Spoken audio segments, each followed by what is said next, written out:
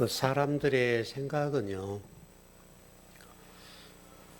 생명을 살리는 일이나 그 어떤 버금가는 어떤 일보다는 자신이 가지고 있는 기득권을 유지하고 지키려고 하는데 더 집중하는 것 같아요. 세상사가 다 그렇더라고요. 오늘 본문도 보면 눈을 평생 동안 이렇게 못 보고 살았던 사람에 대해서 예수님이 눈을 치료해 주셨잖아요. 그러면 그게 어떻든 간에 생명을 살리는 일이고 앞을 보지 못한 것을 회복했으니까 칭찬받아 마땅하죠. 그렇지 않습니까? 근데 사람들의 생각, 당시 유대인들의 생각입니다마는 그 사람을 눈을 뜨겠다는 사실보다는 그 눈을 뜨게 하는 그 사람이 혹시라도 자신들이 누리고 있는 권력과 기득권에 대해서 이렇게 이동한다 할까요? 이렇게 움직일까 봐서 두려워하는 거죠. 오늘 지금 그 본문 같아요. 그래서 어떤 자신들의 영역과 기득권을 침범하는 이 사건에 대해서 그 당사자인 예수님에 대해서 어떻게 해악을 가하려고 하는 그런 출발인 것 같아요. 오늘 본문 말씀이요. 그래서 오늘 본문에서는 분쟁이 일어났다라고 얘기를 하거든요. 사실은 분쟁이 일어날 만한 사건이 아니죠, 여러분. 이거는 그렇게 한 일에 대해서 유대인들도 예수님이 그렇게 했으니까 그분 참 위대한 일을 하셨네. 이렇게 하면 굉장히 서로 간에 돋보이는 문제인데 그러지 못했어요. 제가 전번에 말씀을 전하면서 우리 문제, 우리 안에 있는 그 문제와 더불어서 목자와 양의 문제, 이 문제를 말씀을 드렸고, 성경을 이해할 때는 우리 사람들의 어떤 지적 수준이라 할까요? 하나님의 지적 수준과 우리 인간의 지적 수준은 너무나 이게 차이가 많이 나기 때문에 하나님의 지적 수준에서 어떤 것을 설명하거나 이해를 시키려고 하는 부분이 있는데 그게 안 되죠. 그래서 하나님의 방법이 뭐냐면 성경 말씀을 그림 언어로 우리에게 펼쳐주시는 거예요.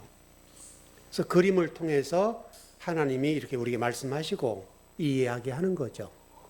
그래서 제가 성경을 번역한 문제도 그렇게 됐다고 그랬잖아요. 하나님 말씀이라고 하는 것이 원래는 일이어야 되는데 이로 설명을 했다. 그러면 다시 이 일을 일로 바꾸는 일은 우리가 해야 된다. 그게 이제 목회자가 해야 될 일이죠. 그 일을 통해서 하나님이 일로 전하려고 하는 그 마음을 우리가 알아야 되는 거죠. 그게 여러분 성경이고 설교예요. 그게 이제 목회자들이 그 일을 하는 거죠. 근데 그림 언어로 설명을 하고 이로 설명을 해도 사람들은 그것을 알아듣지 못하더라는 거예요. 이게 이제 오늘 본문의 문제예요. 그래서 많은 사람들이 예수님에 대해서 어떤 평가를 내렸는가 하면 미쳤다. 이렇게 하는 거예요. 그런데 또 반대편에서는 미쳤는데 어떻게 평생 동안 눈을 못 본 사람이 눈이 보여지게 됐느냐.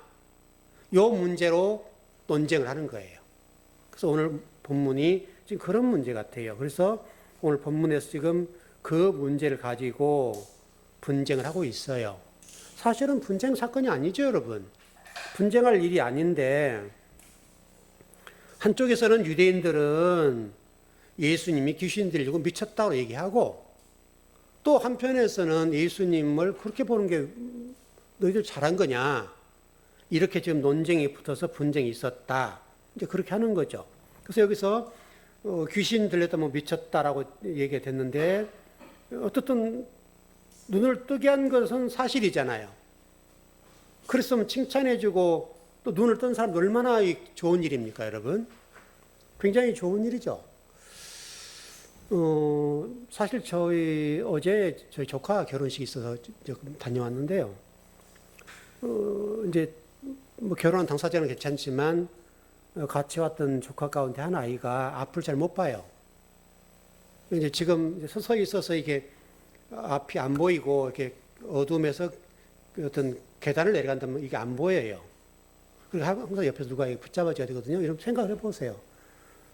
지금 나이가 25이나 됐나요? 그 정도 나이인데 멀쩡한 친구가 앞이 안 보이고 이게 천천히 계속해서 보이는 것이 좁아진다고 여러분 생각해 보세요, 여러분. 그 과정에는 절망이에요, 여러분.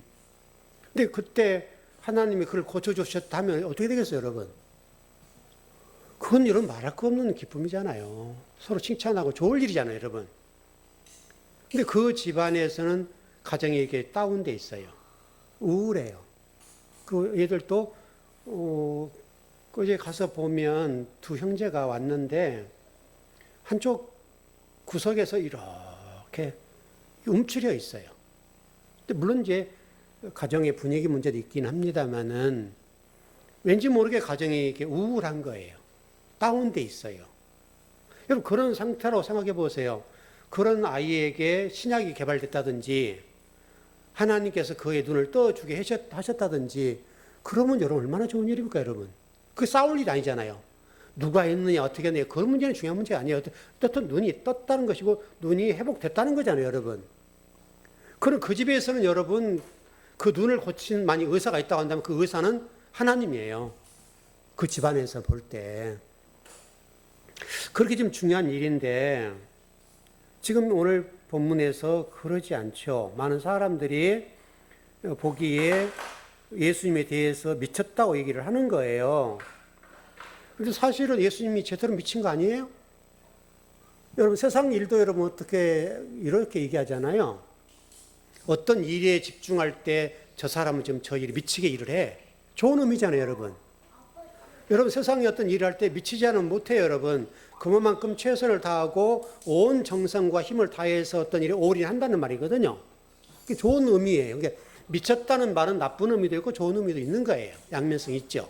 어쨌든 근데 예수님에 대해서는 지금 정상적으로 보지 않고 나쁜 쪽으로, 부정적인 쪽으로 지금 보는 모습이에요. 그 모습이 지금 오늘 본문이에요. 여러분 22절을 봐봐요. 여기에 대해서 예수님께서 지금 좀 말씀하신 것에 대한 당시에 예루살렘이 어떤 상태인가? 이제 유대인들 얘기겠죠. 22절 시작. 예루살렘의 수전절이 이르니 때는 겨울이라. 여러분 이 이야기 쉽게 설명을 드려볼게요. 요즘 경기 이게 좀 좋지 않은데 당신의 사업은 어때요? 그러면 추워.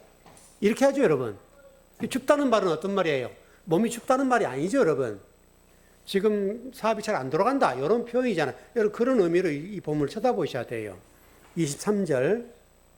자, 그런데 예수님께서 지금 이제 행각에 계시는 장면이래요. 자, 23 시작.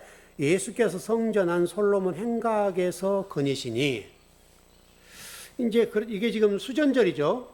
이게 좀 22절에 보니까 예루살렘에 수전절이 있었는데 겨울이다. 그러니까 지금 수전절인데 예루살렘에 행각에 지금 예수님이 계신다. 왜냐하면 춥다는 말이에요. 그래서 아마 이렇게 해석을 한 것 같아요.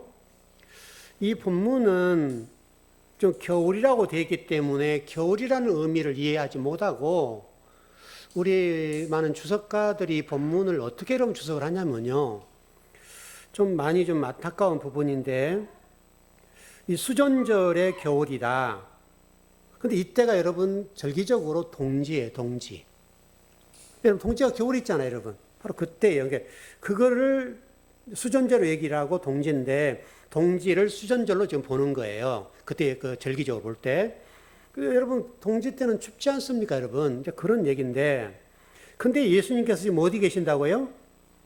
솔로몬 행각을 거니셨다는 거예요. 여러분 주석서를 보니까 참 재밌게 주석을 해놨습니다. 예수님께서는 왜 이 솔로몬 행각을 거니셨는가? 이런 이제 주석이에요. 그래서 솔로몬 행각은 다른 장소에 비해서 춥지 않기 때문에 여러 개 주석을 했단 말이죠. 그럼 여러분은 이제 성경을 이 본문 전체적인 부분 모르니까 잘했네 이렇게 될 거 아니에요, 여러분. 솔로몬 행각은 춥지 않다는 거예요. 그래서 추운 겨울 동지에 예수님께서 지금 솔로몬 행각을 거니셨다. 이렇게 이해하는 거예요. 왜? 추우니까. 그러면 솔로몬 행각은 춥지 않다는 말이잖아요, 전제가. 그래서 이걸 문자적으로 그렇게 주석을 하고 있어요. 그게 좀 안타까운 거죠. 그런데 여러분, 오늘 이 본문을 풀어낼 때는 이 본문을 그냥 추웠다라고, 겨울이다라고 하는 이 부분을 춥다라고 하는 전제하에 그렇게 예수님 솔로몬 행각을 거니신 것은 추우니까 그랬다. 이렇게 해석하면 그럴 수는 있지 할지 모르지만 본문의 의도와는 다르다 이거예요. 본문의 의도는 그런 말이 아니에요. 여러분, 그 니고데모가 예수님을 찾아올 때는 언제 찾아왔습니까, 여러분? 언제 찾아왔죠?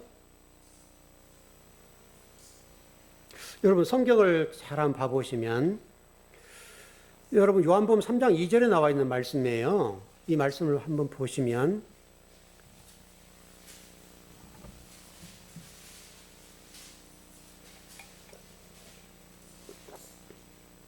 요한복음 3장 2절 한번 읽어주세요. 시작. 그때가, 언제예요?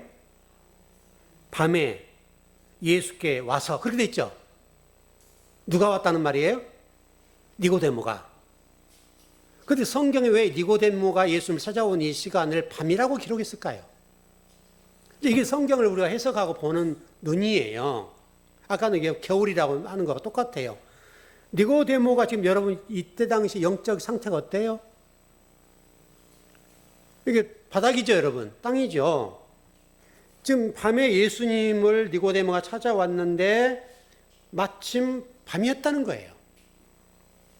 그러니까 우리가 니고데모가 밤에 예수님 찾아오셔서 참 귀하네.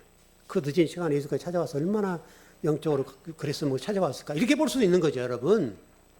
근데 이 이야기는 그런 얘기를 하려고 하는 것이 아니라 지금 니고데모가 예수님을 찾아오는 시간이 밤이었다라고 하는 얘기는 성경에서 의도한 바가 뭐겠어요, 여러분? 니고데모의 영적 상태가 지금 어둠이라는 거예요. 저 아까 서두에도 말씀드렸던 것처럼 성경은 일인데 이로 설명했다고 말씀드렸죠.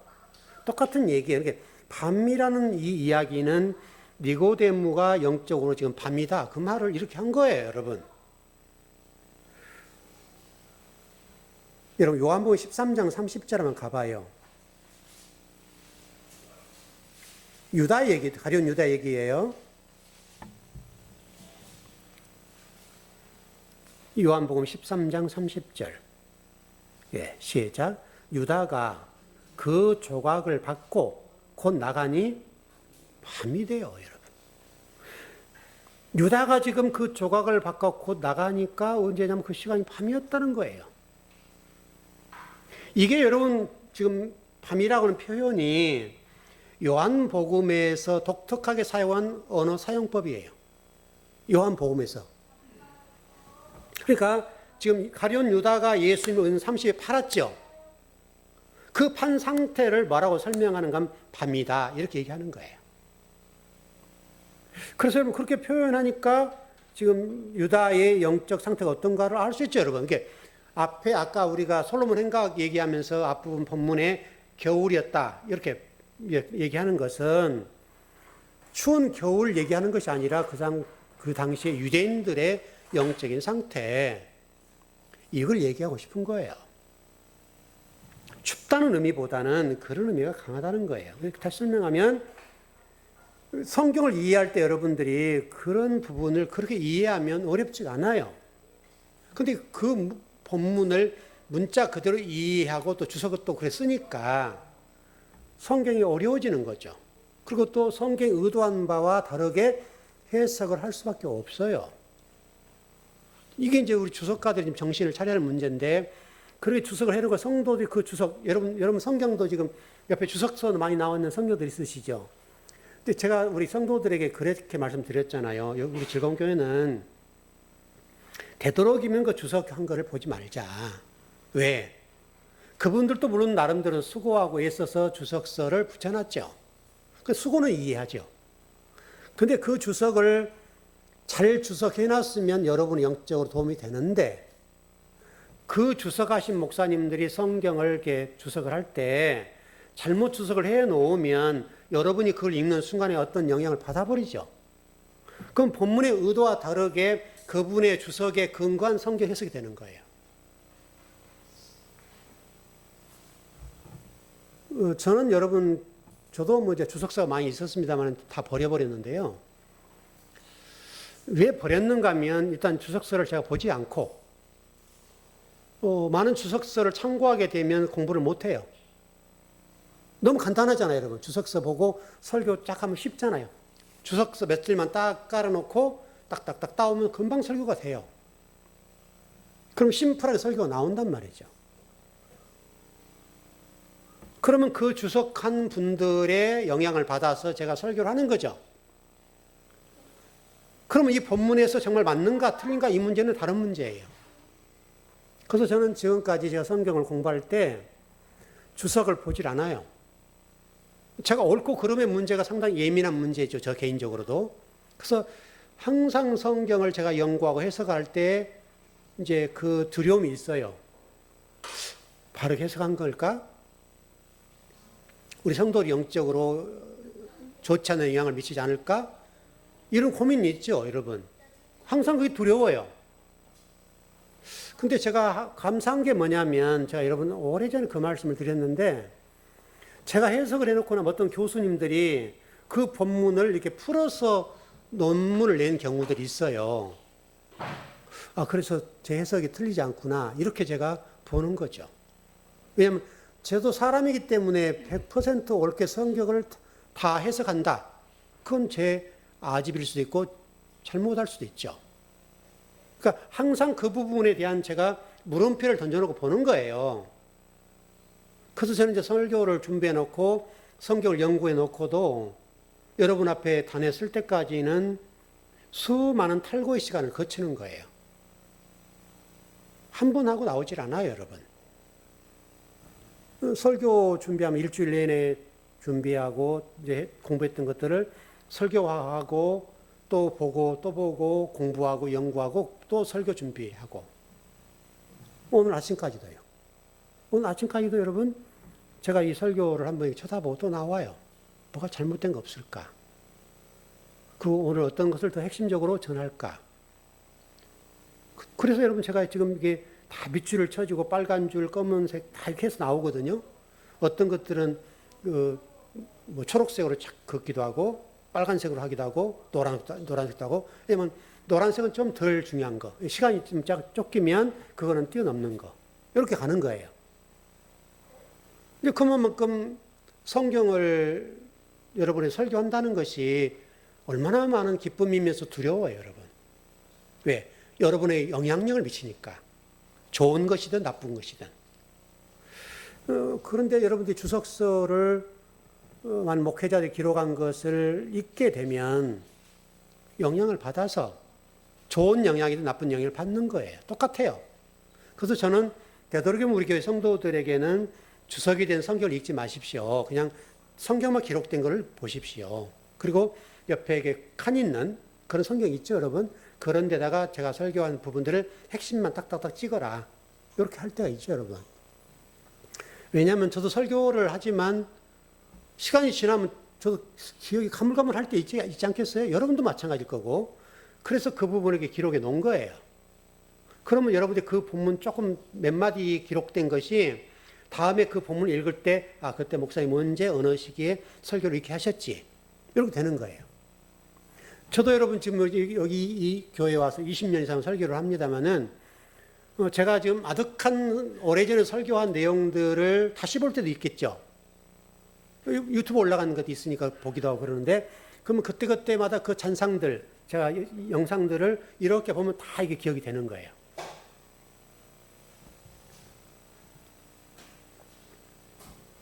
그 성경을 이해할 때는 여러분 그렇게 이해를 해야 된다. 그렇게 말씀드리고요. 예를 하나 들어볼게요. 내가 생명의 떡이다라고 하는 말씀이 성경에 기록됐죠. 우리 요한복음에. 나는 생명의 떡이다. 여러분, 내가 생명의 떡이다는 말은 제가 그때 설교를 이렇게 한번 해드린 적이 있어요. 생명의 떡이다는 말은 예수님 자체가 뭐다? 오병이어시다. 그렇게 제가 설교를 했죠. 그러니까 오병이어라고 하는 것이 지금 많은 성도들에게 또 우리 목회자들도 이걸 좀 왜곡을 시키는데, 여러분이 헌금을 이렇게 드리면, 여러분 그렇게 나가잖아요. 이게 헌금을 이렇게 드리면, 여러분 헌신을 이렇게 하면 하나님 여기다가 이렇게 뻥을 튀겨서 복을 주신다. 이렇게 이제 설교를 하는 거죠. 근데 오병이어의 기적이라고 하는 이 문제, 생명의 떡이라는 문제와 연결되어서 그 이야기는 그걸 얘기하려고 아니에요. 그러니까 어린 아이가 아주 사소한 거 조금 드렸는데 그것이 이렇게 5,000명을 먹이고 12광주로 남았더라. 요 얘기 하려고 하는 게 아니에요. 그 설명은 한 가지로 딱 연결되는 거예요. 뭐냐면 예수 그리스도라는 그분이 이렇게 하신 분이야. 그분을 붙잡아, 그분을 믿어. 이렇게 되는 거예요, 여러분. 그게 핵심이에요. 그게 작은 것이 많은 복이 됐다. 그래서 성도들이 그렇게 설교를 하고 축복을 하죠, 여러분. 그럼 성도들은 기분이 좋죠. 아, 오늘 말씀 들어보니까 내 사업이 잘 될란가 보네. 이렇게 성도들이 돌아갈 수는 있어요. 그래서 기분이 좀 업되죠, 여러분. 그건 가능하죠. 그렇다고 해서 하나님이 그렇게 복을 주는 건 아니에요. 그렇게 생각할 뿐이지. 진짜 성경이 얘기하고 싶은 것은 예수 그리스도, 이걸 설명, 오병이어가 어떤 분인가? 예수 그리스도고, 여러분 이 오병이어 사건이 광야 사건으로 만나 사건이잖아요, 여러분. 만나를 여러분 이스라엘 백성들에게 주실 때 하루에 하나에 매일 먹는 분량만큼만 주었잖아요. 그게 뭐라는 거예요? 우리가 주기도문에서 일용할 양식을 주옵시고, 그 일용할 양식이 우리가 먹는 음식 얘기하는 게 아니잖아요, 여러분. 하나님 말씀을 달라는 거예요. 그리고 여러분 요한복음 7장에 보면 초막절이 나오는데 메시지가 뭐냐면 내가 물이고 내가 빛이다. 이렇게 말씀하시거든요. 그것도 똑같아요. 빛이라고 하는 것과 물이라고 하는 게 똑같아요. 성경은 오직 한 가지 일을 향해요. 그리스도.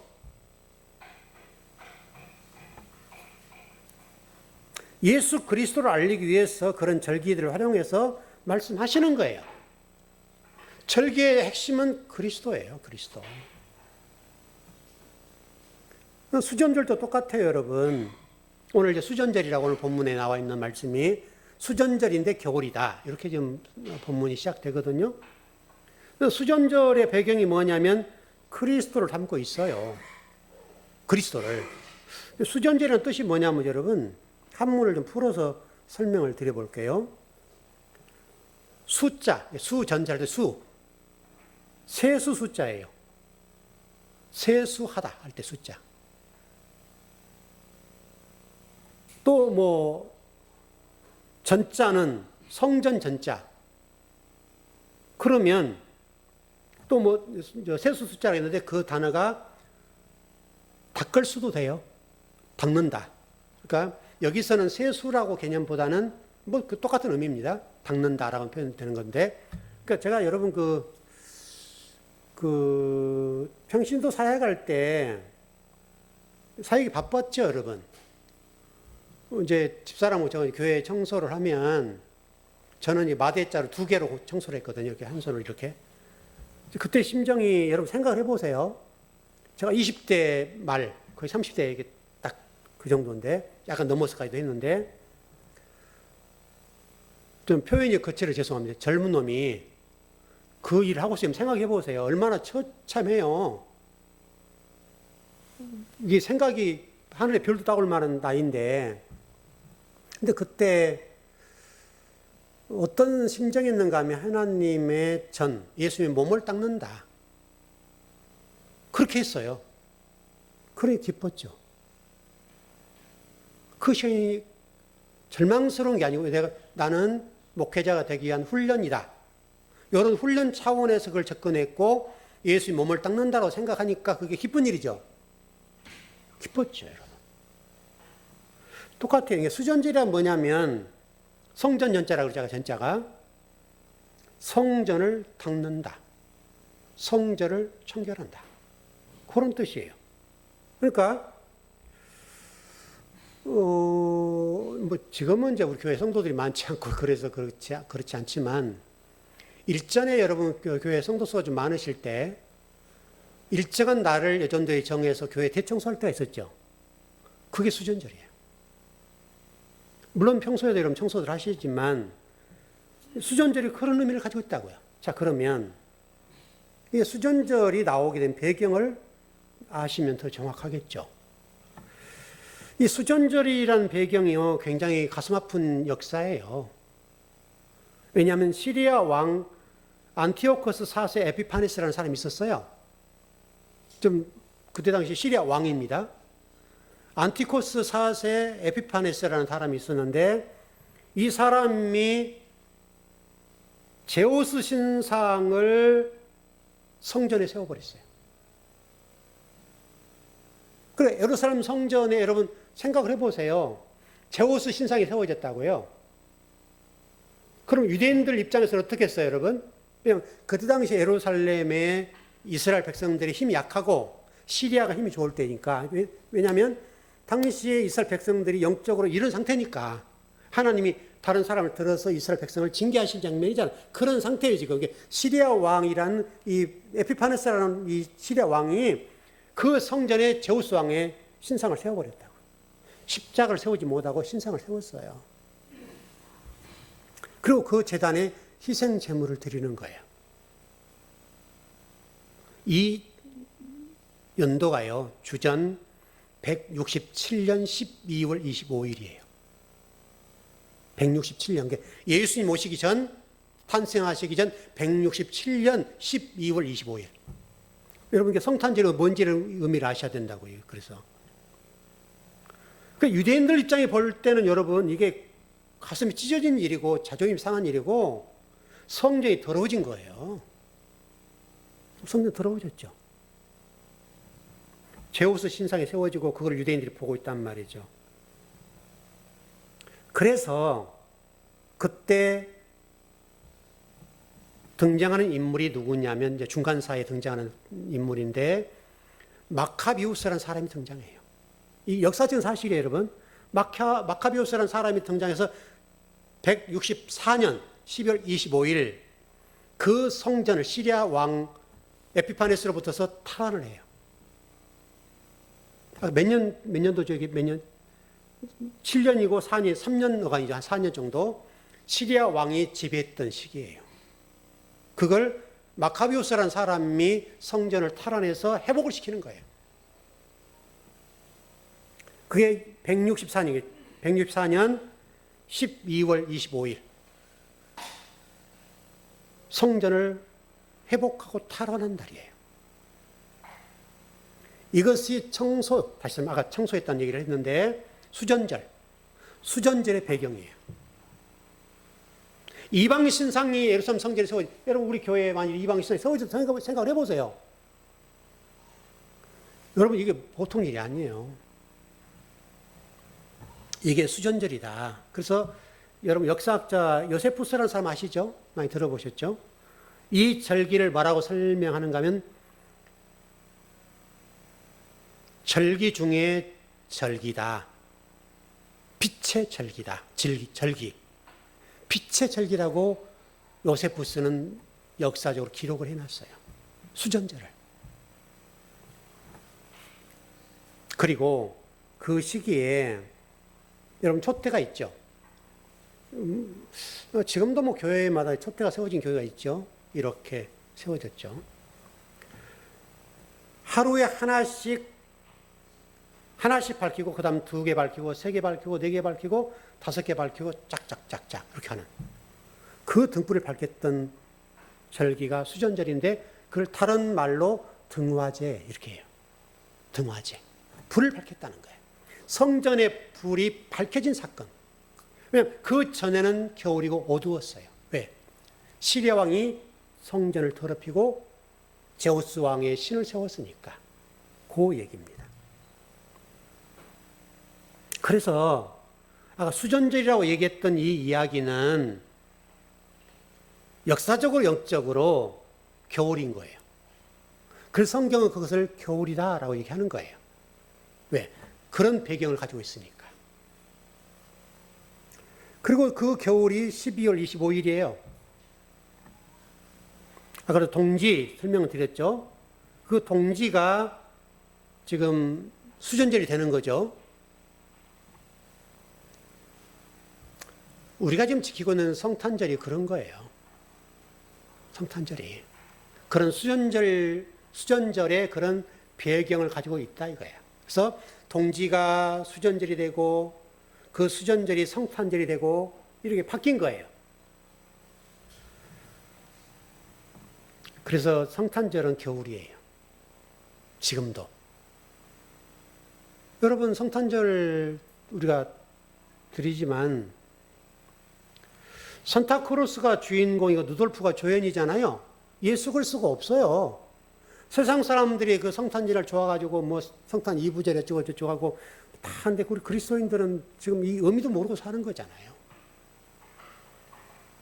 그래서 실질적으로 12월 25일은 예수 그리스도가 주인공이 아니고 산타크로스가 주연이고 누돌프가 조연이에요. 조연. 세상화 되어버렸다고 세상적으로. 근데 교회도 그게 막 들떠가지고 같이 이렇게 하는 거죠. 그래서 크리스마스는 크리스마스인데 실제로 예수님 탄생날과는 다른 의미예요. 그렇게 우리 지키자 해서 절기로 지키는 것 뿐이지 참된 의미는 뭐 그날 지키든 전날 지키든 상관이 없죠, 여러분. 예수님 언제 탄생하셨으면 어때요? 상관없죠. 상관은 없으나 현재 우리가 기독교라고 하는 관점에 보더라도 지금 12월 25일은 수전절적인 의미가 있고 배경적으로 크리스마스인데 성탄절인데 실질적으로는 겨울인 거예요. 그래서 우리 교회에서 그런 것들을 좀 많이 얘기했던 것 같아요. 여러분 열왕기상 8장 63절로 한번 가봐요. 이 수전절이라고 하는 것이 성전에서는 마카비 이전에는 봉헌식이었어요. 봉헌식. 봉헌식 아시죠, 여러분? 열왕기상 8장 63절입니다.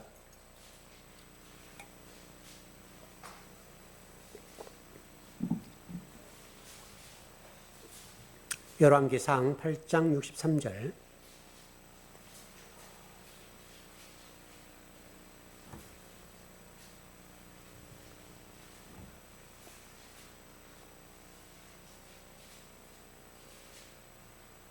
네, 시작. 솔로몬이 화목제의 희생 제물을 드렸으니 곧 여호와께 드린 소가 22,000마리요 양이 12만 마리라.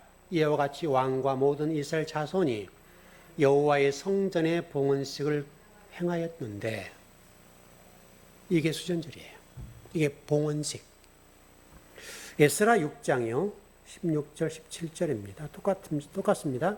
마카비 이전에 얘기하는 거예요. 에스라서 6장입니다.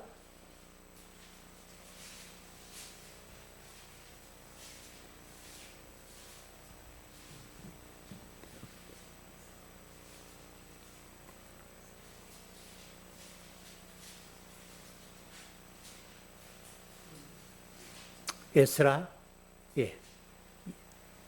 스라고 되어 있습니까? 스라고 되어 있죠. 예. 6장 16절 17절. 에스라.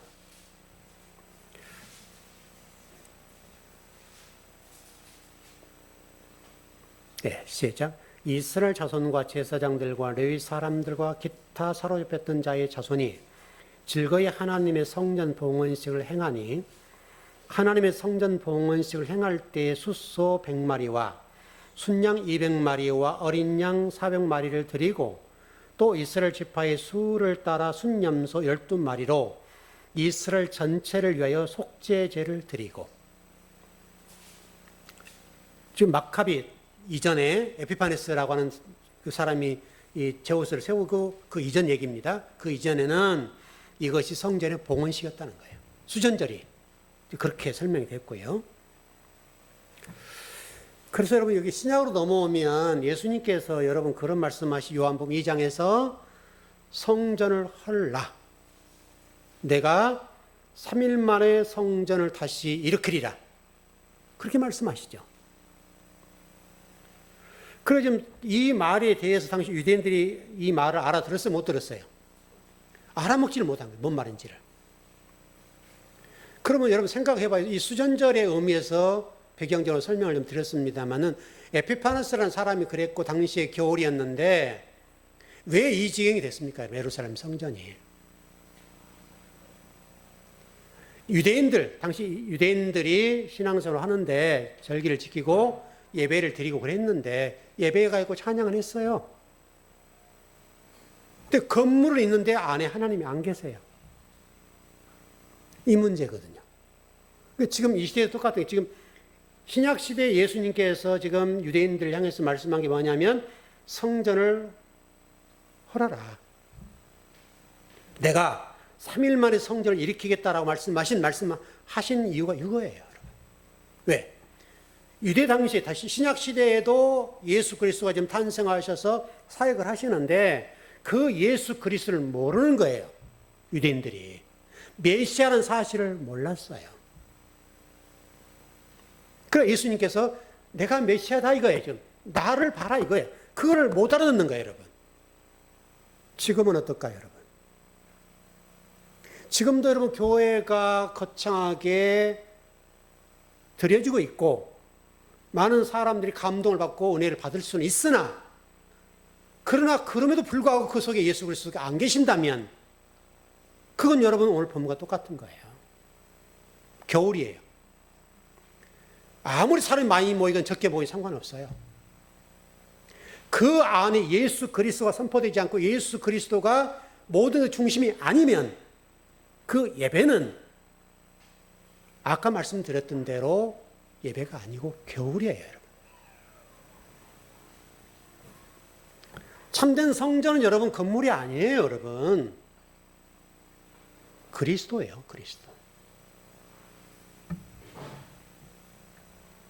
아무리 건물이 화려하고 좋을지라도 예수 그리스도가 안 계시면 아무 의미 없어요.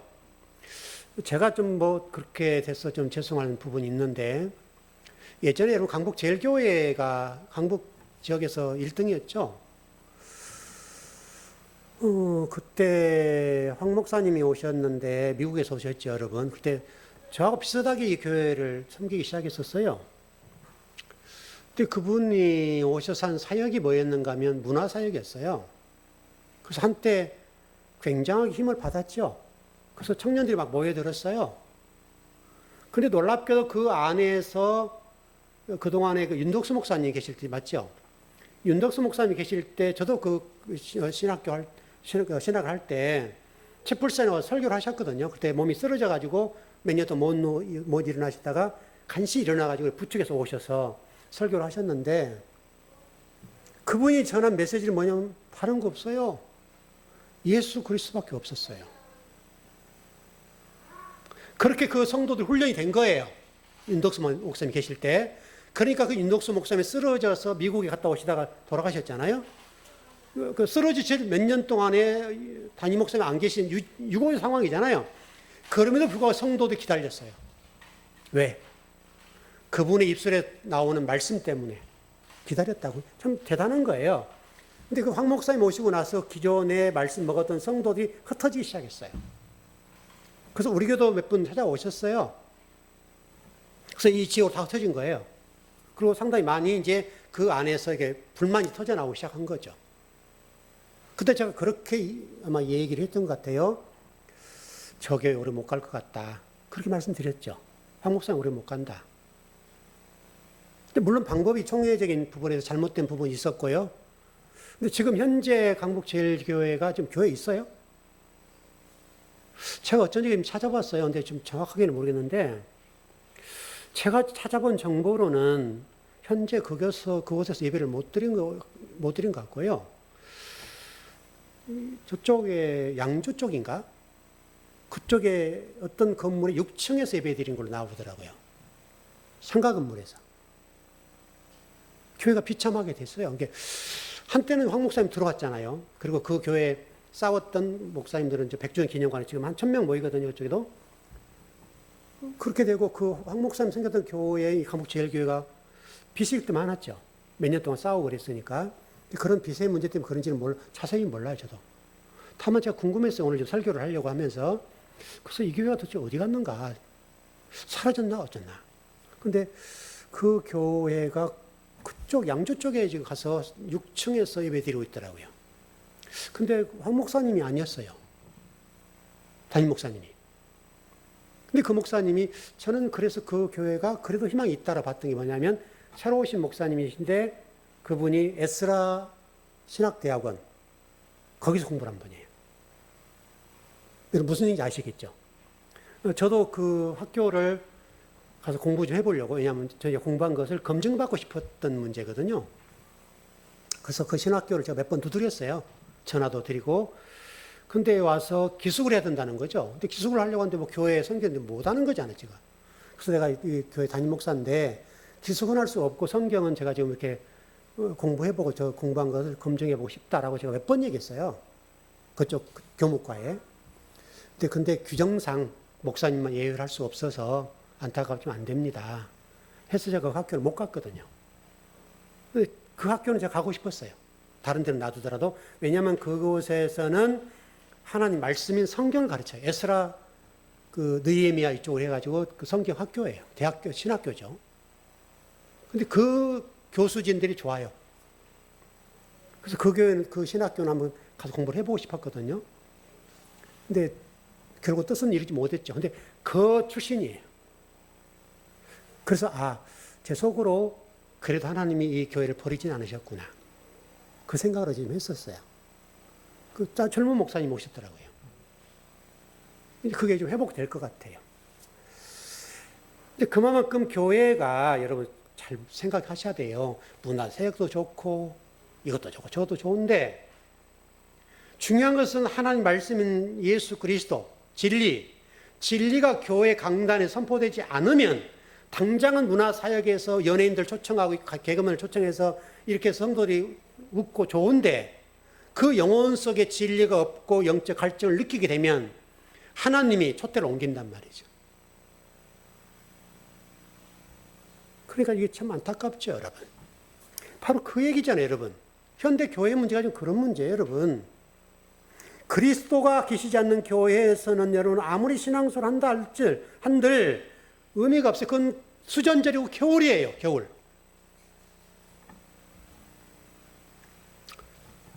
지금도 뭐 교회가 헌당식, 봉헌식, 또 어떤 분들은 뭐 서울시장에 있을 때 서울을 하나님께 봉헌하겠다까지 얘기를 했는데, 물론 나중에 대통령까지 되셨습니다만은, 그거 다 그런 거죠, 뭐. 의미 없어요. 서울을 드린다는들 그리스도가 없으면 의미가 없는 거예요. 여러분 요한복음 10장 23절 한번 가봐요. 이걸 좀 풀어보십시다. 시간이 될 때까지 좀 풀어볼게요. 요한복음 10장 23절입니다. 네, 시작. 예수께서 성전한 솔로몬 행각에서 거니시니, 아까 좀 설명드렸던 대로 추운 겨울이니까 이제 주석서들이 어떻게 설명을 했는가 하면 주석하기를 솔로몬 행각은 그래도 따뜻하고 바람을 막아주는 것이 있으니까 예수님 여기를 거니셨다, 이렇게 주석을 하는 거거든요.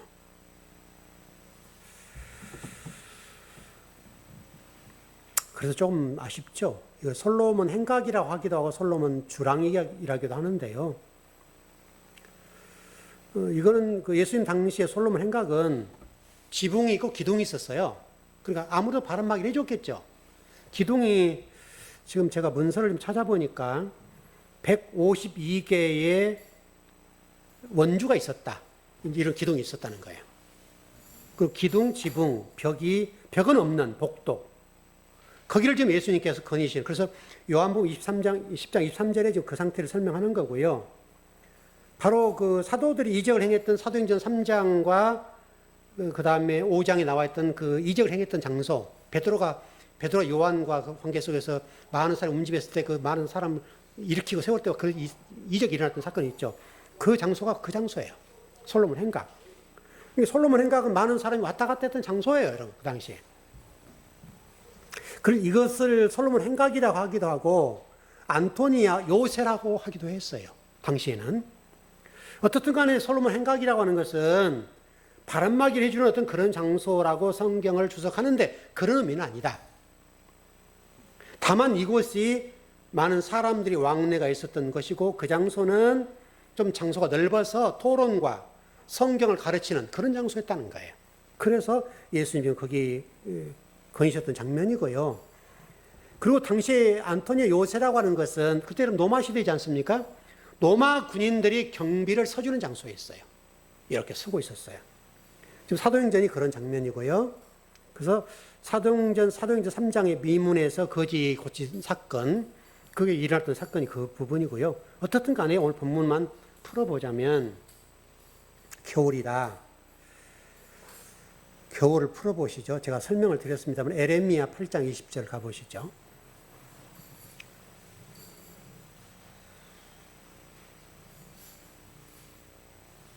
이거 잘 생각하셔야 됩니다. 에레미야 8장 20절.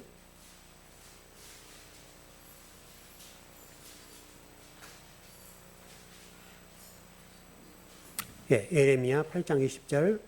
겨울이란 것을 풀어보자는 거죠. 예, 시작. 추수할 때가 지나고 여름이 다하였으나 우리는 구원을 얻지 못한다 하는도다. 여기서 핵심은 추수 때가 지났대요. 추수 때. 추수가 될 때는 알고 쭉정이 나눌 때죠. 근데 추수 때가 지났다. 겨울이다. 이 말이거든요. 이게 겨울인데 구원의 때가 지나버렸대요. 구원을 못 얻는다는 거예요. 마가복음 13장 18절 가봐요. 이거를 더 설명해 주고 있어요.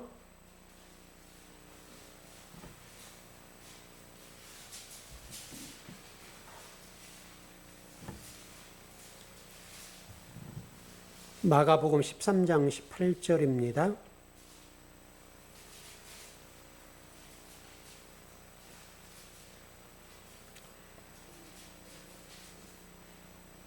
예, 시작. 이 일이 겨울에 일어나지 않도록 기도하라. 앞에 내용을 보면 심판의 장면이거든요. 겨울이라고 하는 것은 여러분 춥죠? 추운데 성경에서 말하는 춥다는 의미는 하나님과 무관한 사람이라 이 말이죠. 그러니까 알고가 쭉정이 나는 다음에 의미가 없죠.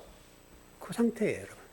그러니까 예수 그리스도라는 실체를 모르면 모든 사람들이 추운 겨울이에요.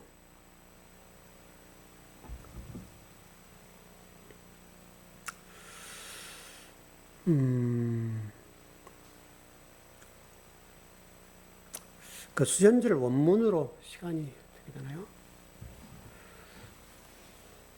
다 되긴 다 됐는데 여기는 어떻든 설명을 좀 드려야 될 것 같네요. 수전절이라는 단어가 나와 있는 헬라어로요. 이 원어가 엔카이디아, 좀 발음이 어려운데 엔카이디아 이렇게 되네요. 엔이란 말은 뭐뭐 아니란 말이죠. 전치사니까.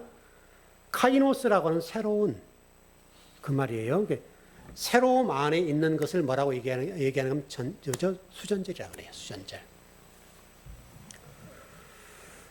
그리고 엔카이노스라는 동사가 되면, 엔카이노스가 동사가 되면 새롭게 하다, 또 진상하다, 봉헌하다 그런 뜻이에요.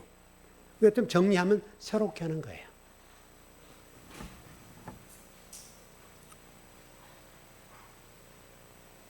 이 단어가 이렇게 되네요. 히브리서 9장 18절 한 절만 보죠. 히브리서 9장 18절.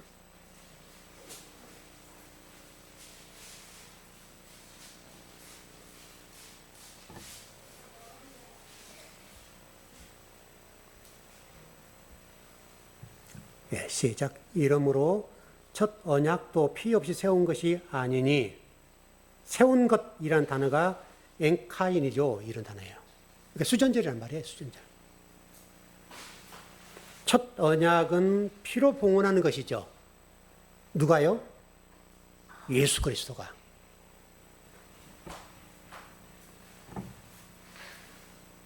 결론을 정리합니다. 봉헌식, 수전절 다 똑같은 의미인데, 저와 여러분은요, 예수 그리스도께서 성전의 휘장을 찢으신 것처럼 자기 몸을 찢어서 우리에게 살 길을 열어주신 사건, 이거예요. 이게 봉헌이에요. 봉헌이란 말은 우리가 현대 용어로 보면 성전을 건축해서 빚이 없는 상태, 그래서 봉헌시라고 하죠. 빚을 싹 갚고 난 것을 봉헌시라고 하는데, 성경적인 의미는 그러지 않아요. 성경의 의미는 예수님이 자기 육신을 십자가에 매달으시고 돌아가시고 우리를 살린 사건, 우리의 살 길을 열어주는 사건, 이걸 봉헌이라고 해요. 봉헌. 그걸 봉헌식이라고 해요. 봉헌식. 전혀 다르죠, 의미가. 그 봉헌식이라는 것이 수전절이고, 예수 그리스도 죽음으로 봉헌이 되는 거고, 그로 인해서 저와 여러분이 구원을 받는 것이니까 여러분 영혼 속에 예수 그리스도가 떠나시면 안 돼요. 어떤 상황이든지 예수 그리스도가 여러분의 중심에 진리가 거하셔야 돼요. 그분이 진리시니까. 그럼 오늘 본문의 말씀은 여러분 너무 중요한 거예요.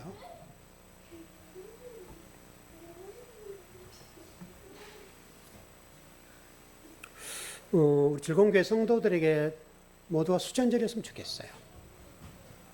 아까 에피파네스라는 사람이 수전절 제우스 신상을 세웠다고 그랬는데, 마카비우스라는 사람이 그걸 회복했다고 하잖아요. 우리 영혼 속에 그게 회복돼야 돼요. 물론 여러분들 신앙생활 다 잘 하시지만 우리 즐거운교회 그 복이 넘치길 바랍니다. 예, 기도하겠습니다.